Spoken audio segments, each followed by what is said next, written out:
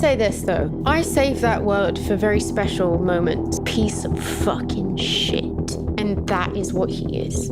Yeah. He's the worst word you can think of. After Ozzy Osbourne, your fellow rock star, died. Up. Yeah. Well, after he died, you told The Independent. And it doesn't matter. But I think Ozzy Osbourne, who just died, bless him, in his whatever that state that he was in his whole life, we'll never know. We didn't, you know.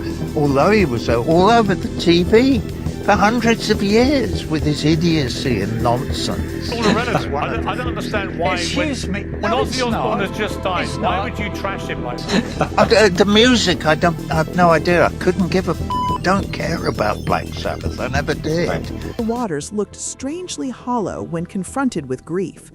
The clash between Waters and the Osbourne family, sparked by his comments following Ozzy Osbourne's death and crystallized on Piers Morgan Uncensored, was not simply another rock star feud.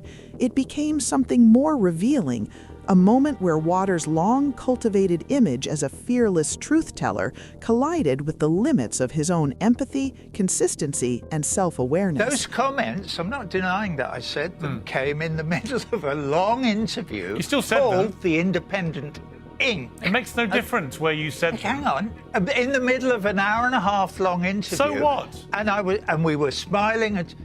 Well, I mean. Do I have to like every rock group there ever was in the world, or people who bite the heads off bats? Do you have to trash him in such a personal way? Decades, Roger Waters has positioned himself as rock music's conscience, the thinker, the critic, the man unafraid to say what others won't. The Ozzy Osbourne comments. Waters' remarks about Ozzy Osbourne were not new critiques dusted off from old debates about musical taste. They arrived after Osbourne's death, when the subject could no longer respond, contextualize, or challenge them. Calling Black Sabbath's cultural contribution hundreds of years of idiocy and nonsense was... I have no interest in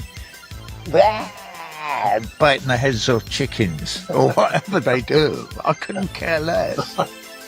So soon after he died, I want to play you a clip from when Sharon came on my show, because it really upset her. Oh, I've seen it. Well, let me play it People again to remind our viewers. Let's take a look. No, I don't want to see it. I'm not interested. You're going in to? It. I'm not interested. Because he's really insignificant. But I just thought, with anybody that passes, that has a family, you don't do that. Was not framed as a nuanced critique of genre or influence. It was a dismissal, broad, mocking, and absolute. And while Waters insisted that personal grief did not obligate him to like Ozzy's music, the timing raised an unavoidable question: why now? That's true, isn't it? If you're really empathetic, you don't do that to someone, to a family, when they've lost someone they love like that. I had no idea that Sharon Osbourne would be watching a podcast by a very well-known... Would you like to apologise? The issue was never that Waters disliked Black Sabbath. Musical disagreement is trivial. The issue was that he chose to reassert that dislike at a moment of collective mourning, and then framed resistance to that choice as censorship or emotional weakness. That is where the charge of hypocrisy begins to stick. Send great offense to you, Roger Waters. You are a fucking I think we've given him enough time for an old fart. If I course, not that I have any time for Sharon Osbourne. She's a raging Zionist, and in consequence, she's not in my very, and she's accused me of all kinds of things. She's somebody who is not special, that is probably one of the most twisted, sick individuals I've come across in years. You're talking about my mate Roger. He's a fucking He isn't, because are good. He's, he has no charisma, okay? He looks like Frankenstein. Dad didn't like him. No, but that's why I put, my dad always thought you were a because it was true. Dad would always be like, I love Pink Floyd, I fucking hate Roger Waters. Throughout the interview with Piers Morgan, Waters returned repeatedly to a defensive refrain. She did want to know. Listen, Jack. Well, Jack, you know, Jack Osbourne. If he wants to have a chat, I'll have a chat with him. Jack Osbourne lost his dad, who happily, he loved. and I won't be nasty to him. I'm sorry you lost your dad, Jack. This was not merely about Ozzy Osbourne versus Roger Waters. It was about two different models of legacy. Ozzy Osbourne's later life softened his myth. It complicated it. It allowed room for contradiction and humanity.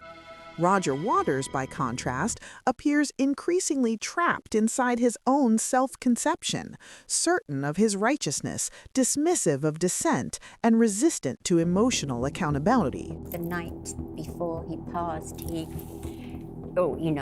up and down to the bathroom all night, and it was like 4:30, and he said, "Wake up." I'm already bloody awake, you've woken me up. And he said, "Kiss me," and then he said, "Hug me tight." Was that the last? Yeah. He used to get up early, and he would say, "I've got to go down and work out."